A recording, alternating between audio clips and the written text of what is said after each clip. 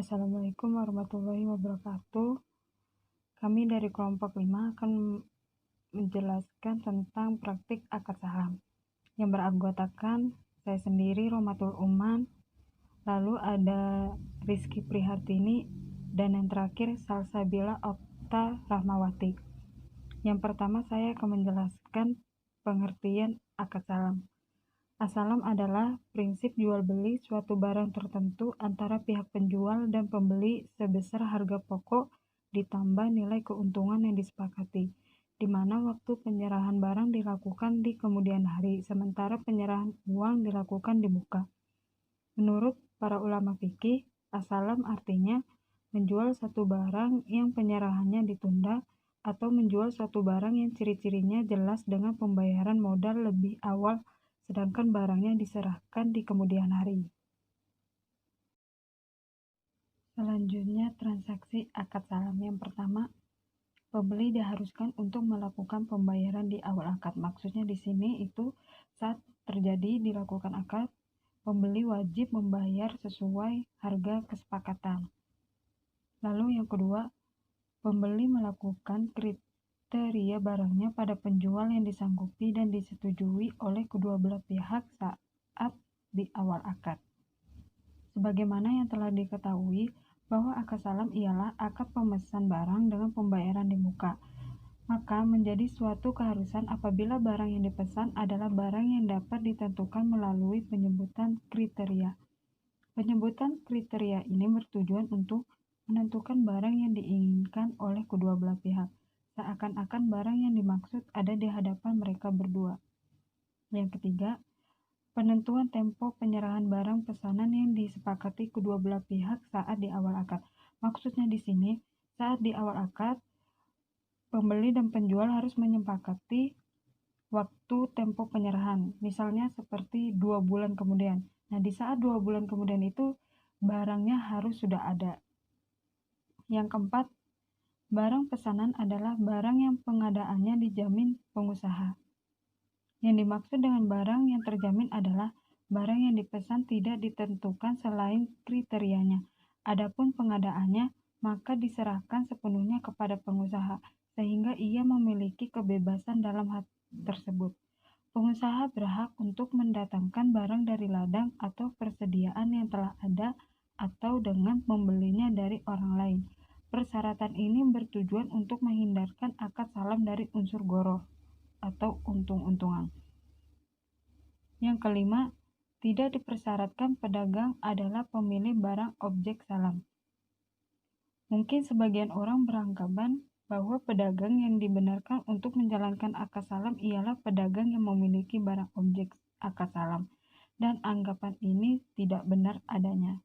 Yang ketiga, implementasi akad salam. Yang pertama, nasabah memesan barang kepada bank syariah dengan akad salam.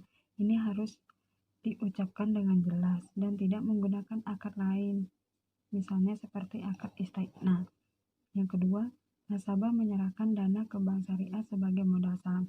Seperti yang diketahui, akad salam harus menyerahkan dana di awal bukan di akhir.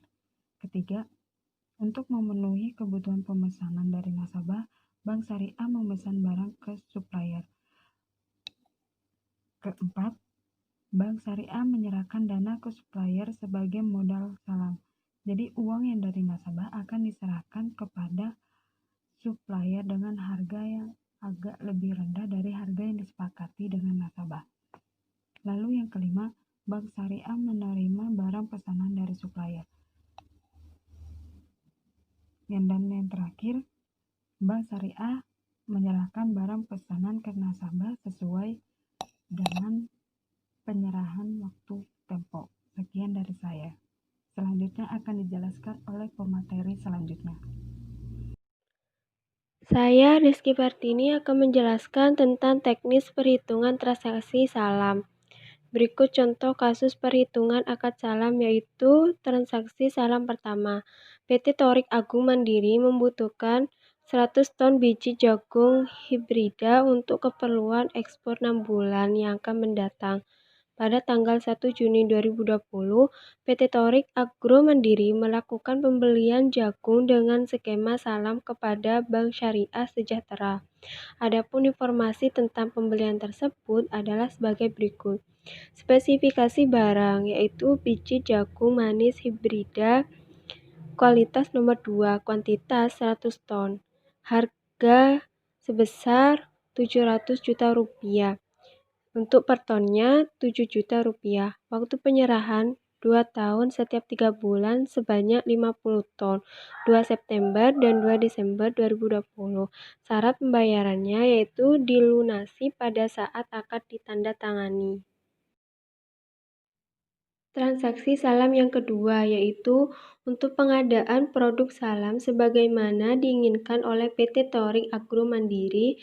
Bank Syariah selanjutnya pada tanggal 2 Juni 2020 mengadakan transaksi salam dengan petani yang bergabung dalam KUD Tunas Mulia dengan kesepakatan sebagai berikut. Spesifikasi barang yaitu biji jagung manis hibrida kualitas nomor 2.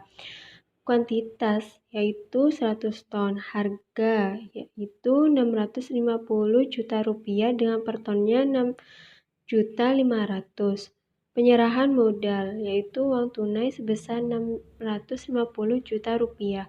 Waktu penyerahan barang yaitu 2 tahap setiap 3 bulan sebanyak 50 ton pada tanggal 1 September dan 1 Desember 2020. Agunan tanah dan kendaraan senilai 700 juta rupiah. Syarat pembayarannya dilunasi pada saat akad ditandatangani.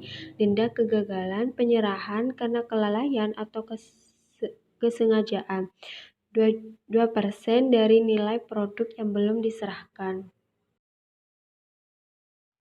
Teknis penjurnalan transaksi salam. Yang pertama yaitu transaksi pada saat akad disepakati. Pada saat akad disepakati, pembeli disyaratkan untuk sudah membayar produk salam secara lunas. Kewajiban salam diakui pada saat penjual menerima modal usaha sebesar modal usaha salam yang diterima. Pada saat Bank Syariah melakukan akad salam dengan PT Torik Agro Mandiri dan menerima dana salam, maka jurnal transaksi tersebut sebagai berikut yaitu pada tanggal 1 Juni 2020, kas atau rekening pembeli PT Torik Agro Mandiri didebit sebesar 600 juta rupiah, sedangkan utang salam dikredit sebesar 700 juta rupiah. Modal salam yang diterima dapat berupa kas dan aset non-kas. Modal usaha salam dalam bentuk kas diukur sebesar jumlah yang diterima, sedangkan modal usaha salam dalam bentuk aset non-kas diukur sebesar nilai wajar. Dalam praktik perbankan, penggunaan aset non-kas dapat dikatakan relatif tidak lazim digunakan. Yang kedua yaitu penyerahan modal salam dari Bank Syariah kepada petani. Bank Syariah langsung melakukan penyerahan modal salam kepada pemasok. Piutang salam diakui pada saat modal usaha salam dibayarkan atau dialihkan kepada penjual. Modal usaha salam dalam bentuk kas diukur sebesar jumlah yang dibayarkan. Misalkan pada tanggal 1 Juni 2020, Bank Syariah menyerahkan modal berupa tunai sebesar 650 juta rupiah ke rekening KUD Tunas Mulia di bank, maka jurnal saat penyerahan modal salam oleh Bank Syariah kepada KUD adalah sebagai berikut yaitu pada tanggal 2 Juni 2020 piutang salam sebesar 600 juta rupiah didebit, sedangkan kas atau rekening nasabah penjual KUD Tunas Mulia dikredit sebesar 700 juta rupiah. Yang ketiga yaitu yaitu penerimaan barang pesanan dari pemasok atau petani. Barang pesanan yang diterima diakui sebagai persediaan. Dalam kasus disepakati penyerahan oleh KUD Tunas Mulia adalah pada tanggal 1 September dan 1 Desember masing-masing sebanyak 50 ton biji jagung manis hibrida. Pada saat penerimaan produk salam, sangat mungkin terjadi perbedaan antara kualitas dan nilai wajar barang dengan kualitas dan nilai kontrak. Misalnya, pada tanggal 1 September 2020 dan 1 Desember 2020, KUD Tunas Mulia menyerahkan masing-masing 50 ton biji jagung manis hibrida kualitas nomor 2, sebagaimana yang disepakati dalam perjanjian salam. Adapun nilai wajar produk tersebut pada saat penyerahan sama dengan nilai kontrak, yaitu Rp325 juta dari 50 ton dikali 6.500.000 per tonnya. Maka pada tanggal 2 September 2020, persediaan produk salam didebit sebesar Rp320 juta, sedangkan di piutang berada di kredit sebesar Rp325 juta. Keterangannya, penyerahan tahap pertama sebanyak 50 ton biji jagung kualitas 2 dengan kualitas barang dan nilai wajar barang sama dengan nilai kontrak. Pada tanggal 2 Desember 2020, persediaan produk salam didebit sebesar Rp325 juta, sedangkan di kredit piutang salam sebesar Rp325 juta. Keterangannya, penyerahan tahap kedua sebanyak 50 ton biji jagung kualitas 2 dengan kualitas barang dan nilai wajar barang sama dengan nilai kontrak. Selanjutnya, D. Penyerahan barang salam dari Bank Syariah kepada nasabah pembeli. Penyerahan barang salam dari Bank Syariah kepada nasabah pembeli dapat dilakukan oleh Bank Syariah sendiri atau langsung dikirim oleh pemasok atau petani kepada nasabah pembeli pada tanggal yang disepakati oleh bank dengan nasabah pembeli.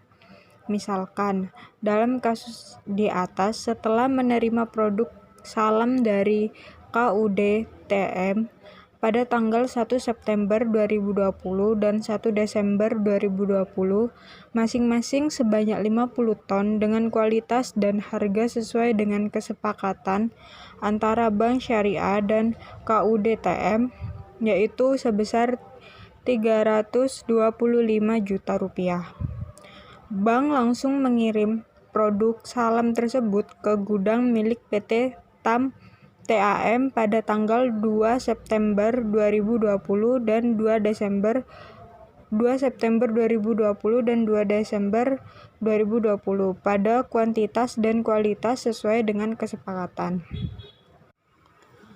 Maka, jurnal atas pengiriman barang kepada nasabah pembeli tersebut dapat dituliskan sebagai berikut.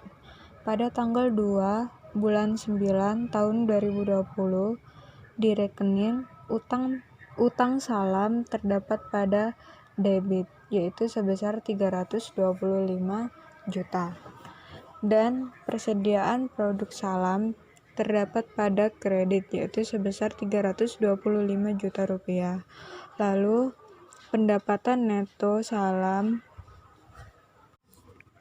ditulis di kredit sebesar Rp25 juta. Selanjutnya, tanggal 2 bulan Desember tahun 2020, utang salam dituliskan di debit sebesar Rp325 juta. Lalu, persediaan produk salam ditulis pada kredit sebesar Rp325 juta. Dan yang terakhir, pendapatan neto salam ditaruh pada kredit sebesar Rp25 juta. Assalamualaikum warahmatullahi wabarakatuh. Saya Salsabila akan melanjutkan presentasi dari Mbak Rizky. Di sini saya akan menjelaskan tentang klausul akad salam.